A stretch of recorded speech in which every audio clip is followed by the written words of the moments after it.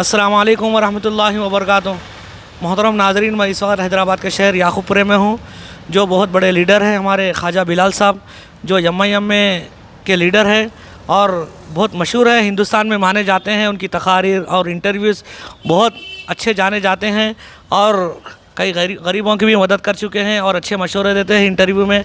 हर किसी का भला चाहते हैं। और हमारे असदुद्दीन अवैसी साहब की खूबी भी ये है कि भाई ख्वाजा बिलाल साहब को फिर ज्वाइन करे हैं एम में। उस मौके पर हम ख्वाजा बिलाल साहब की गुलपोशी कर रहे हैं।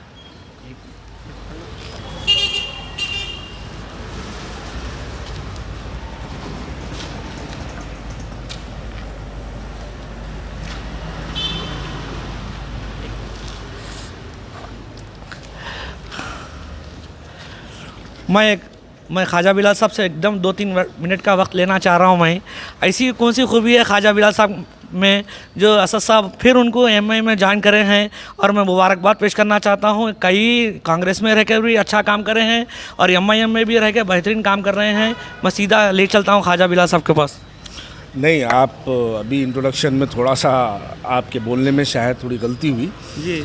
खूबी मेरे में नहीं है, लेकिन वक्त और हालात का जो तकाजा है जी, वो दरअसल ये है कि आज भारतीय जनता पार्टी के जो अज़ाइम हैं मुसलमानों को लेकर के जी, कि पुराने शहर पे सर्जिकल स्ट्राइक करेंगे, पुराने शहर में रोहिंग्या मुसलमान रहते हैं, पुराने शहर में पाकिस्तानी मुसलमान रहते हैं जी। ऐसे बयानात जब पुराने शहर हैदराबाद के मुसलमानों को सुनना पड़ता है जी, तो इसका एक रिएक्शन जो होता है वो रिएक्शन ये होना चाहिए कि मुसलमानों को इस वक्त मुत्तहिद होना बहुत ज़रूरी है जी।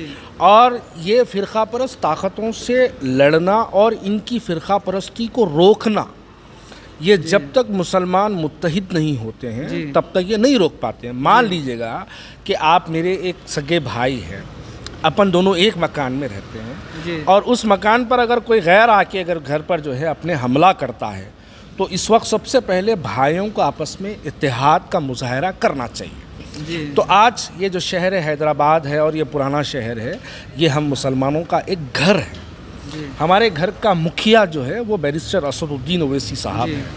तो घर के मुखिया के ऊपर जब हमला होता है, घर पर अगियारों की जब बुरी नज़रें पड़ती है, तो भाइयों को आपस में जो छोटी छोटी चीज़ों को लेकर नाइत्तेफाकियाँ हैं, उन नाइत्तेफाकों को बाजू रखकर उम्मत मोहम्मदिया के और हैदराबाद के मुसलमानों के इत्तेहाद के लिए हमको एकजुट होना बहुत ज़रूरी है। इसलिए मैं बैरिस्टर असदुद्दीन अवैसी साहब का शुक्रिया अदा करता हूँ कि उन्होंने मुझे फिर दोबारा जमात में शामिल किया। और अल्हम्दुलिल्लाह मैं ये बात बड़ी फ़ख्र से कह सकता हूँ कि बिना कोई अहदे के, बिना कोई पोस्ट के, बिना कोई सीट के, नॉमिनेशन के लास्ट डेट के विड्रॉल के दूसरे दिन मैं जमात में आया हूं। तो ये एक क्लियर आपके और मेरे लिए और एक मुसलमानों के लिए पैगाम है कि हम मुत्तहिद होकर जब तक काम नहीं करेंगे अगियार का मुकाबला नहीं कर पाएंगे। उसके लिए मैं असद साहब का बेहद शुक्रगुजार हूं और अल्हम्दुलिल्लाह अल्लाह ताला ने मुझे दोबारा इस बात का मौका दिया है कि जमात का एक रुकन बनकर काम करूँगा। और आपके चैनल का, आपके व्यूअर्स का, आप तमाम लोगों का बेहद शुक्रगुजार हूँ कि आपने मुझे जो है इस बार बात करने का मौका दिया। एक छोटा सा सवाल है, अभी भी उस्मान नगर बारकस में 200 घर अभी भी डूबे हुए हैं। इस वक्त आपके ज़रिए से अगर असद साहब के पास आवाज़ गई तो जल्द से जल्द काम होगा तो वहाँ की गरीबों की मदद हो जाती।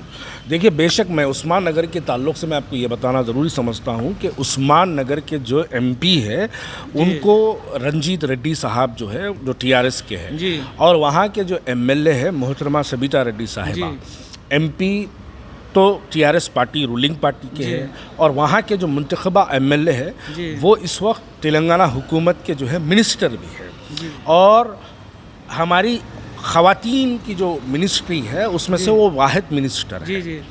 तो इस वक्त असद साहब से ज़्यादा, मजलिस इत्तेहादुल मुस्लिमीन से ज़्यादा TRS को अगर मुसलमानों को अगर भलाई चाहती है या आवाम का अगर काम करना चाहती है TRS पार्टी, तो इस वक्त सबसे पहले TRS पार्टी को चाहिए। देखिए, ये हर बात की जिम्मेदारी असदुद्दीन ओवैसी साहब पर या मजलिस इत्तेहादुल मुस्लिमीन पर क्यों आती है? ये लोग काम नहीं कर रहे हैं। कौन? रंजीत रेड्डी साहब, जी। मोहतरमा इंदिरा सबिता रेड्डी साहब, जी। 4 महीने से अगर उस्मान नगर में पानी ठहरा है, मान लीजिएगा मेरी इस हल्का याकुतपुरा है, अगर यह याकुतपुरे के अंदर कुछ मुश्किल है, कुछ मसाइल है, तो मैं अपने एमएलए को कॉल करूंगा, मैं अपने एमपी को कॉल करूंगा। तो उस्मान नगर के अंदर एमएलए कहाँ गया, उस्मान नगर का एमपी कहाँ गया? ये लोग काम नहीं कर रहे हैं, इसलिए आवाम परेशान है। तो मैं अपील करता हूँ तेलंगाना हुकूमत से कि फौरी तौर पर उस्मान नगर के अंदर काम किया जाए। और वहाँ से अब तो हाई कोर्ट का भी ऑर्डर आ चुका है उस्मान नगर से पानी निकालने के लिए।